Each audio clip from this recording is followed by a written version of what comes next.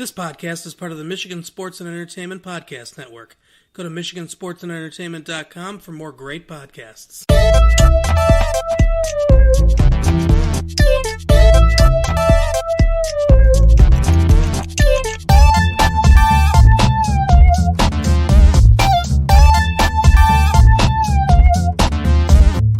Hey everyone, you are wasting time with Chris, Beth, and Matt. My name is Chris Williams. With me are Beth Golfy and Matt December. How you guys doing? Doing great. Real high energy. Really, it is. Like, it took all of our willpower just to stop and say, no, we have to do a show right now. I know, we were really talking a lot. I know. Well, I missed you guys. I did too. Had a nice trip to Chicago last week. Ooh, super exciting. Yeah, I got out of town a bit. And Did you do anything memorable? we saw Hamilton. What? Yep, I know. I went to my first punk rock concert. Ooh. Was it like real punk rock or was it like Christian punk rock? Yeah, it was Christian punk rock. Okay. Well, no, okay. They started as a Christian band. They are no longer a Christian band. So it was like at a legit club, and I was legit scared. Oh, and, yeah. So okay. that was good. You guys good? Yeah, We got a smooth 20 transition, baby. We got a 20-minute show. Oh my god. You guys good? Yeah, I'm doing good now. I had the flu for 10 days. That's the only time I'm going to talk about it. I had the flu for 10 days. It was a nightmare. I also saw Hamilton, but in Detroit. Blew my mind. Amazing. If you have a chance, enter every lottery, wait in line. Definitely worth the experience. Go to the box office first thing in the morning. That's what we did. Okay, well, that makes me want to see it. Maybe how do I go to the lottery in Detroit? Honestly, I think they have one There's an before app. the show. Yeah, there's an app. Download the Hamilton app. Okay. And they had people just waiting in the lobby. Before the show starts. If there's any, Do I have to go down there? Yeah, I can do this all online. I think You you can do do the the app app online. Yeah, but they sell ticket. Before the show. Sorry, Matt made an obscene face. Great radio. Sorry. Matt, what have you been up to lately? Not much. Just, working and going to the gym and getting ready for the summer. Getting excited about Avengers and which comes out Probably about the soon. same time as Most the of you show. listening to it, yeah. Get excited about Avengers. Get excited about the summer. Got some weddings coming up, and Yeah, weddings. so yeah, that's good, man. Things are good. Nice. Nice. Well, so we're going to do something a little bit different today. We are doing the Wasting Time Book Club. I think the three of us, we're all pretty avid readers, right? I would say that's so. adequate. Yeah. And I think it's something that when we were doing It's My Favorite, we sometimes brought up books, but it was very rare. Yeah, that's true. It's easy to gloss over that because it's always such slow goings, or you know what I mean. So it's what am I liking lately? It's never this book that I've been reading for a month or whatever. Yeah, Because usually it would be the same book. Right. Yeah. When we meet 2 months later. Right. So I thought it'd be fun to take a little page from Oprah and do our little book club. Share what we're reading. Because I think also our tastes are a lot different in what we read. I think This that's is also very true. Yeah, Fair to say. that's Fair to true. say. Matt, why don't you start us off? What are you reading? You want me to? Why would you want me to start? Because you always seem surprised. That I'm going to That guess we to would start. ask You're you starting. that we would ask you to contribute to the podcast. I know. I don't want to. Me? Why are you asking me to say something on this show that has my name? So I'm reading a series of books, and I think the timing on this is pretty good because about the time this episode goes up, I think we should be in and around the release of the last season of Game of Thrones. Probably a few episodes in. And I'm reading something kind of also fantasy-ish. It is a series called Mistborn, and it is by Brandon Sanderson.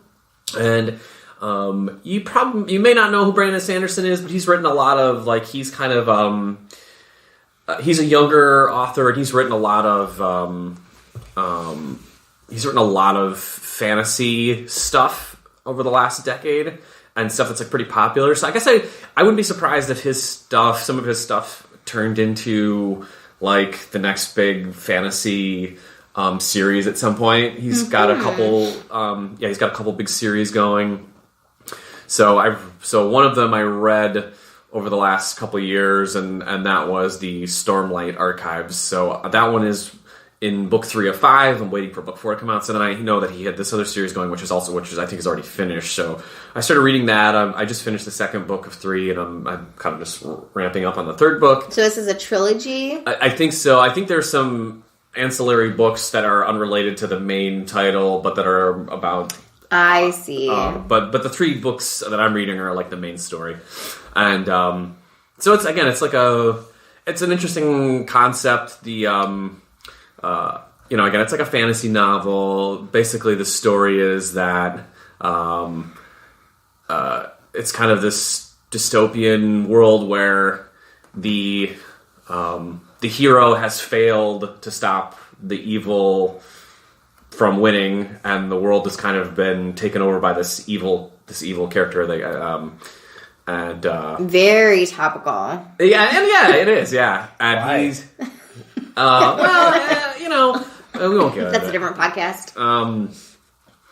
And so it's about these characters kind of fighting back against this guy. He's like this immortal evil ruler, and most of humanity is just kind of enslaved to him, unless you are of the ruling class, which is like the 1%. But pretty much everyone else is enslaved. It's very, as you can tell, there's a lot of his writing is very much about the classes and and class warfare and this sort of thing. And so anyway, it's kind of about this group of people fighting back against him and the repercussions of that. And this could translate to television very easily. I can see it now. Also, Mistborn is a very TV ready name. That's a very cool name. Yeah, and the magic in it is very it's got a very scientific thing to it. It's not scientific at all, but it's very also translatable to television in that. Oh, it sounds sciencey, but it's made up science. Well, it's essentially there's these characters in the book they can burn metal. If they swallow it, they have the ability to pull energy from it to do different magical things. Does it hurt their bellies? If they don't use it, it does. It makes them sick, so they've got to use up all the magic. So they can push metal or pull metal or read people's emotions or affect their emotions, these kinds of things. This depends on the person or depends on the metal, the power? The both, because some people can only use certain kind of metals. I see. The main characters are a special kind that can use all metals. I love this. I'm going to read it. It's kind of like an X-Men thing. Yeah, kind of. I'm really, really, really enjoying this. And the main character is she's a 17-year-old girl. It's a girl? Yes. Oh my goodness. A girl hero? Yeah, I know. It's crazy. Wait, is this YA? Yeah. It kind of feels a little YA. Is there lots of kissing in it? Just kissing? Yeah, a lot of hand-holding. Yeah. I mean, the relationship stuff is very YA, between her and the love interest. But anyway, I've been reading that. It's okay. I mean, it's not my favorite, but Has my husband read these? No, your husband bought these for me for Christmas. Oh, okay. He read the other series, and I put that. I read the others. He read the other series by this guy, which I put him onto. Okay. Are they massive books? Because he has one on his nightstand right now. Yes, they're a big fatty. Yeah, they're 1,000 pages. Yeah. Anyway, but yeah, so I thought that it's good, and I was I thought it would be good to talk about it, like I said, because Game of Thrones coming up, and fantasy and science fiction is back, baby. It's weird. Fantasy is something I have a very hard time getting into. That seems odd to me. It's weird. Yeah. I don't know what the joke is there, but I don't even think I do either, but very good. But I tried reading Game of Thrones, and it was just so much to keep track of. It is a lot. Game of Thrones, in particular, is kind of a lot It's to so keep many track people of. and places and abilities. It's a lot, but Yeah, I mean, is that what other fantasy have you tried reading? Have you ever tried Lord of the Rings? I and The have Hobbit? tried Lord of the Rings and The Hobbit 3 times. And you didn't even get through The You can't Hobbit? make it through The I Hobbit. made it halfway through The Hobbit. And The Hobbit's Wow. like a kid's story. No, okay, I did get lost on The Hobbit. wow. I got halfway through The Hobbit, and then I feel like another book came out. I was like, well, I'd rather read that than The Hobbit. Some So Stephen King direct. So you just couldn't Probably. really get into it. Oh, another car. Lord of the another Rings story was about a very haunted hard for me. car. Lord of the Rings is a lot of poetry and singing and stuff. Yeah, Lord here's of the the thing, Rings is though. so much walking and singing. But that's You're all thinking this. of the movies. But all that stuff is skippable. Like, not skippable. The songs are skippable. You don't have to read that. It's like... don't you know how to read a book, skim, and move on? Yeah, like, it really blows my mind when people... Like, I just actually read something by... He's like a kind of a... He's also like a fantasy science fiction author. He's a semi-big author. And I just was reading some of his Twitter feed, and he was, like, trashing on the Lord of the Rings. Like, basically, like, it's more world-building than writing, and it's, like... This whole, like, Chosen One story is so, like, played out. And I'm like, this story was written 90 years ago. This is I mean, I get, like, that's a story. That's like a story for... That The Chosen One is a story that we've been hearing for a long time. Yeah. Obviously. I mean, and you know that, Chris. Yeah, and I don't think my problem is that I think Lord of the Rings is bad. It's just not my thing. No, you're saying. And that's fair. And so... But this sounds kind of X-Men-y, kind of, I'm probably never going to read it. But yeah. But it does sound... I would see the movie if they made a movie of it. Look, I'm going to commit. I'm going to read these. I'm definitely going to read this. This is what I'm going to read next. I will give you the first book before Oh, thanks. And you have to read it. You can't listen to it. No, I will. I won't listen to it. I'll read it. No, you can listen to it. It's okay. I don't like listening. It would be a long listen. I like to keep my audiobooks short. Sure. Yeah, okay. So, yeah, that's... anyway, that's what I'm reading, and... Next time we do this, I'll probably also be reading. I was ready to, kind of, nod along to this, but I'm super excited. That sounds like a cool book, yeah. The instant it came down to eat metal, I was like, yeah, baby. Put that steel in my tummy. Yeah. I used to read a lot more fantasy when I was younger, like in high school. I remember that. What was I going to say? Oh, but then I just find it's fascinating that people can, make up entire universes just, out of nothing. And, who thinks of that? That kind of the eating metal, superpower thing. Who thinks of that? I love it. It's perfect. Just out of nowhere. Just out of the, white space in their brain. Just, it's cool to me. Yeah, that's why I like it. I mean, I don't know. I try to read less I try to read stuff that's not always science fiction or fantasy, but I don't know. It's good escapism. I'm enthralled by, people, interesting world building. And, sure. Yeah, that's, I don't know. Only world I need is the one God built, baby. All right. Okay. Chris, you want to go next? Oh, you want me to go? Why don't you go next? Okay. So, actually, the last book I read, I will give a shout out to. I didn't want to talk about it with you guys because I don't think you would, really get it, but... I just finished Rachel Hollis's second book, Girl Stop Apologizing. Are you familiar with Rachel Hollis? She's kind of she wrote Girl Wash Your Face, yes. right? Okay, I am familiar with her. She is a massive, I would say rising star, but she's kind of already risen. Her last book was a smash success. She has a bagillion Twitter followers, and she's sort of like a young female Tony Robbins. But her second book, Girl Stop Apologizing, is awesome. I really recommend that, every woman I know should read both of those books. They're very empowering and relatable and make you really, kind of gives you permission to, put yourself first and to have goals. And I think women lose that part of themselves the older that they get. Mm-hmm. And so anyways, if you're even even vaguely contemplating reading them, read them. And she's a really powerful speaker, and her audiobooks are both read by her, and it's really she's speaking right to you. She's a very talented speaker. I mean, and that's what she does. I would say she's a writer, but her main profession is, she does keynote speeches and conferences and that type of thing. She hosts her own lady conference called Rise every year, and it's a big rah-rah empowering women type of a situation. But the book I'm going to talk about is the one that I finished before that, called All the Light We Cannot See by Anthony Doerr. So this book came out in 2017, but it spent 2.5 years on the New York Times bestseller list, so it's not exactly a cult favorite or anything. Yeah. It's pretty mainstream. Yeah. Have you guys heard of it? I feel like I've heard the title. Yeah, that's how I felt when actually I'm in an actual real life book club, and with Matt's beautiful this is actually girlfriend. Not a real life book club.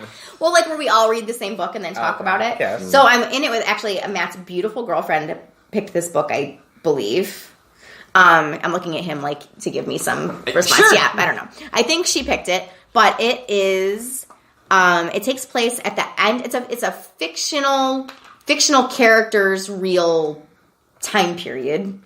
It takes place at the end of World War II. It follows the parallel lives of two protagonists, a orphan German boy who's recruited into like the Hitler Youth, and then a blind French girl who flees her city with her father as they're like bombed by the Nazi occupation, and it's follows their two trajectories and their ages. Like you get a lot of detail of their lives from the ages of like 12 to 16 or 17 is when most of the book takes place. Okay. So it's like a coming of age story for both of them. They obviously are both in like on opposite sides of this like war. And the thing I found most, it's beautifully written.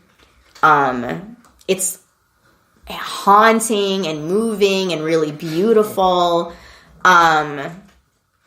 There's also this, like, very weird, it seems almost out of place, like, what I'm about to say, but it fits into the story somehow. Like, there's a possible magic gem that's being hunted by a specific Nazi soldier that maybe the girl and her father have, but you don't know. It's because her dad was a museum curator. This isn't, like, spoiling anything, but it's like at the very beginning of the story, when the museum is being occupied, like when the city's being evacuated, the museum, like the guy that owns the museum or the head of the museum gives like, 4 of the exact same stone, and one of them has the real stone, and no one knows who has the real stone.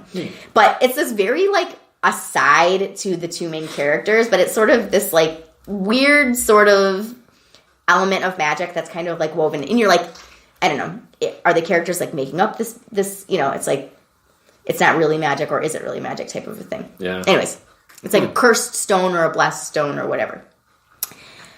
Anyways, interesting. It's really beautiful, and I actually had to stop listening to it because I got to a lot of it is really upsetting when it gets to, I mean, the boy being recruited into the army, and he actually goes to fight in the things that he has to do. And thinking about boys that young being like actually recruited to, and brainwashed and fighting and killing people and killing other kids, I was having a really hard time with. But my friend who was reading it too, encouraged me to press on toward the end when the sort of two paths like eventually come to meet, which are sort of waiting for, the entire story. Like obviously these two are sort of they're gonna have to meet or whatever at some point. Sure. And it's just really good. It's really beautiful. It's a huge change of pace from what I usually. Oh yeah. Yeah, sort of like historical fiction is not my not my genre of choice, but it was really good. It was really beautiful. Yeah, but there's magic, so yeah, that's true. Okay. And that was a nice pleasant surprise. But the children fighting in wars and how kids are affected by that kind of violence and grow up during that kind of violence is something that I hadn't really sat and thought about before I read this book. And I feel like it's sort of like an untold story. Like there are,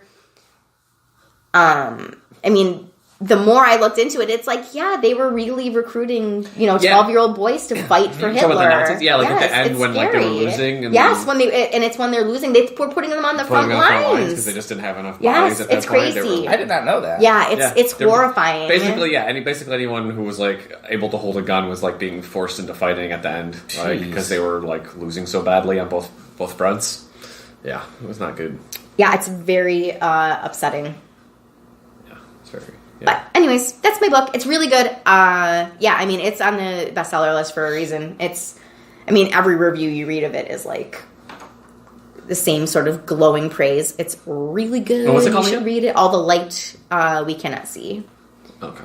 Well, nice. Well, I'm yeah, and it's like about because the blind girl, like, it's like how she can see light even though she's never seen light. Her story is very moving. In particular, like the story between her and her dad, and like how she grew up learning how to navigate in in that period of time while being blind. Well, also being blind. Oh, that's kind of interesting. Well, that actually makes me kind of want to read it. Her dad would have to build model cities, and she would trace it with her fingers and like learn, and take her out into the street or like drop her off in the middle of nowhere and try to watch her get back home, like how to learn how to like navigate a city. But then being like thrust out of that into like having to flee to a new city.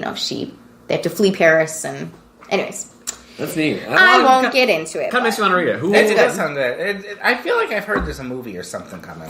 It's very like cinematic, the whole story. Like so good. Okay. Yeah, at one point, like the gem is being hunted by like a Nazi with a terminal illness who thinks that it's going to cure him. Mm-hmm. So he's like moving mountains to search for this gem, and even at the end of the war, when it's like everything's falling apart around him, he's still hunting this gem who the girl may or may not have it, type of thing. It's cool. Oh, that's kind of cool. Yeah, it's like I said, it's got a very cinematic quality to it. I might add that to my list. I'm much more likely to read that than Matt's. Sorry. Oh, sorry, Chris. It is very good. I did listen to the audiobook, full disclosure. And it was really long, so I don't know how long the book, but it's probably a healthy 300 pages. I'm going to say 350 pages. Yeah. The audiobook is like 11 hours, so. Oh, yeah, it's... All right. Well, Chris, mine is a little bit different, a lot different. Let's hear it. The good word, the good book. Is it the good news?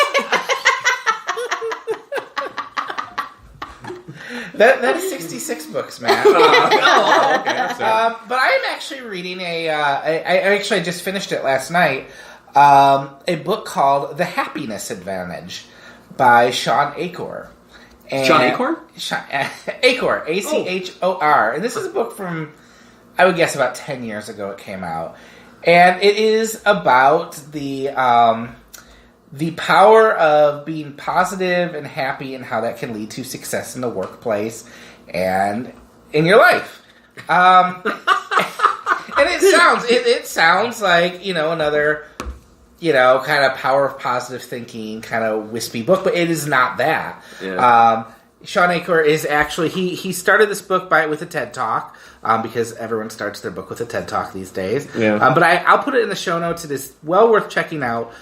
He is a Harvard researcher, and he basically found that we have this tendency, our culture has raised us to believe that you work hard, you get the money, you get a promotion, and then you're happy. Happiness is a reward, and you earn it through what you do. And what the research actually found is that's not how it works, because, if you get the promotion, well, there's another level. If you get the money, you just want more money. Mm-hmm. If you have the good relationship, you want to, you lose the happiness as soon as the relationship goes bad. And what they actually found was that happiness is a predictor of success. Like, people who are happy and positive tend to have more successful careers and tend to end up going to make more money and tend to have stronger family relationships. And so his book is all about kind of the tips to reorient your life, to look at your situations differently, to put yourself in a mindset to look at things positively and optimistically. And again, it sounds like real kind of fluffy stuff, except he backs it all up. He marries it to neuroscience. Oh, so, the science of magic. So, what was this called again, Chris? The Happiness Advantage. Okay. And, yes. I have heard of this book. And it's basically how your brain, through neuroplasticity, your brain changes over time as you accrue habits, as you build your outlook of the world. So, things like he has this thing he talks about called the Tetris effect, which they actually did this research study where they had people play Tetris like 16 hours a day for like a week. And these people would go out into the real world after that, and they'd go to the grocery store, and they're looking at everything on the shelf in a Tetris pattern and see, where can I fit this? Where can I fit this? And basically it's the reality of how you look at your life, how you see things, impacts, it shapes your outlook of the world. right? So if you see everything as a Tetris piece, your happiness so grows. basically if you see negativity everywhere, so if you are prone to approach things from a negative perspective and only see problems, that's not only going to affect your work where you're seeing those, it's going to bleed into your relationship. Okay, and so it's, orient your brain to start thinking of things differently. He talks a lot about how, one of the reasons we don't build healthy habits is they require something called activation energy, which is you need to be prompted to get up. Magic. Even if it's not magic. This is sci-fi. You have to cast a spell. Ooh, does it have spells? So no, he talks about the reason you don't go to the gym in the morning is because that takes a lot of energy to get up, go downstairs. Yeah, definitely. Get your shoes together. So he's like, well, you cut down that energy, but you have your shoes by the bed. And, Right. And so, and it's You wear your outfit to bed. all simple stuff. You sleep at the gym. Sorry. Okay, no, I'm gonna stop being a jerk. It's funny to joke about, but this is like my bread and butter. This is this is like what I write. This is like what I write about on my blog. This is like all the kind of stuff I read, like the power of positive thinking. It's very real. You create your reality by your thoughts and what you perceive. Your perception of the world shapes your reality. And you control your thoughts. Like, things don't happen to you. Like, you control what happens to you by the way that you, perceive situations and the way that you, go about your day. So, starting a gratitude practice in the morning helps you look for things to be grateful for all day long. Yeah. You know what I mean? It's that type of a thing. And he recommends, that's one of his steps in the TED Talk is to kind of cultivating this gratitude. 3 things in the morning you're thankful for. Meditate, exercise, build good social relationships, do random acts of kindness. And it really, I am someone who kind of trends cynical. Yeah. Yeah, that's true. You are. Oh, wow, that was a yes, you are. No. No, you're not. I'm just kidding. And so, but the more I thought about it, I'm like, okay, I'm going to try and kind of put these into practice a little bit. It really has kind of changed how I've reacted to the week or how I go through, get up and go to work. Just the simple act of being able to say, okay, well, this isn't a problem. This is an opportunity. This is a challenge I like to take. This is how I'm going to break things down into small steps to tackle this. And it's really good. I highly recommend it. The brain stuff in it is probably the best part. Yeah. Because it backs up with science, that your brain literally changes to acclimate to these new outlooks. And that same, on that same page, I'm currently reading Atomic Habits by James Clear, and it's the same thing. It's the four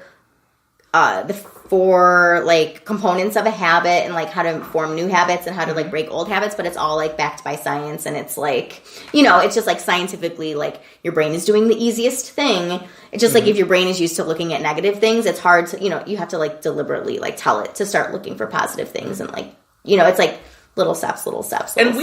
We tend to hesitate a lot about be happy, We push back against that, and I know my wiring is to do that, to be I'm not gonna put up with this happy crappy stuff, right? But you start rethinking it, why? If it proves out that it makes you more productive and successful, and that you get to be happy while you do it, why would you laugh at that, Matt? But well, it's everyone knows someone who is complaining all the time and seems to be never happy, someone that's just impossible to please. And it's just I think about what just an exhausting way that is to move through the world. It's gotta be very tiring. But it's also the way that we're sort of wired culturally is to look for the happiness coming next. Do this to be happy, buy this to be happy. But actually what you need to do is stop and say right now. You're happy. You can be happy right now. I'm happy sitting here with you guys. And that doesn't, one thing that I've had to rethink is it's not just, everything is hard right now, so I'm not happy. Right. It's, okay, so Matt is really dirty. But, hey! Sorry. Keep going. But the thought that, okay, well, this is a challenging circumstance. I'm stressed. But then being able to stop, take a breath, and say, okay, well, how do I get out of this, and what are the steps to changing this situation, and how do I use this to benefit? It's not just saying everything's okay. It's saying, there's opportunity. It's being optimistic. Well, I always used to say, like, these are just the really hard years. Like, my kids are really young. Like, these years are just going to be really hard. Like, these years are going to be a grind. And it's like, that isn't, that's the wrong, like, I don't say that anymore. That was, like, a big thing that I had to stop. Like, my internal monologue was like, you just have to get through this. And that's, like, getting through it to the happiness is not the way to, like, approach the world. That's going to keep you miserable because there's never going to be, like, you're never going to get there. You have to find it now. Yeah, that's good. That's a good point. That makes sense. Well, this is great, Chris. I'm proud of you for reading it. I'm proud of me for reading it. Wait, you say you're reading it right now, or you finished it? I finished it last night. Oh, you finished it. Okay. I've been alternating between that and Pet Sematary, which is not a happy book. And I don't know why I decided to read that as a father, because it messed me up as a teen. And so, I've never read it. Yeah, you might want to stay away from that one. That's too scary for me. That's okay. So, that brings us to the end of our book club. Really? Yes. Wow. I mean, unless anyone else wants to go. Sam, what are you reading? So, as we move on, Matt, where can people find you online? Mostly just, I'm mostly very active on Twitter, at MattDecember on Twitter.com. You did. You tweeted this week. Did I? Ooh. You responded to someone's tweet. Oh, nice. I think it was your girlfriend's. I think it was. Yeah. That's good. You can find me at unicornfood.com. That's YOUNICORN food.com. And then all my socials are on there and lots of crystals. You can find me at Mere Christianity on Twitter. I co-host the podcast We're Watching Here every other week on Fridays. And you can find my writing at MichiganSportsAndEntertainment.com. We will be back next week. Thanks, guys. Before I forget, we're on iTunes now. So, so if you've been listening to us on the site, just find us on iTunes. We're on iTunes. Subscribe, rate, review. Yes, please give us good ratings. Or bad rating. I just want to know you're out there. Yeah. So, we will see you next week. Thanks for listening. Oh, thanks for listening. Bye.